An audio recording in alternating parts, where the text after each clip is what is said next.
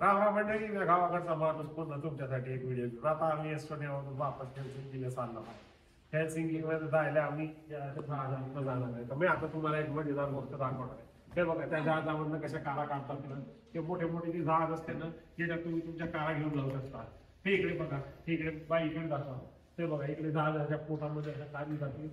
लोक त्याच्या काळी चेकिंग म्हणते त्याने, त्या काळी तिथे घेऊन जाते आणि मग तिकडे उतरलं की आपल्याच कारने फिरता येते तुम्हाला.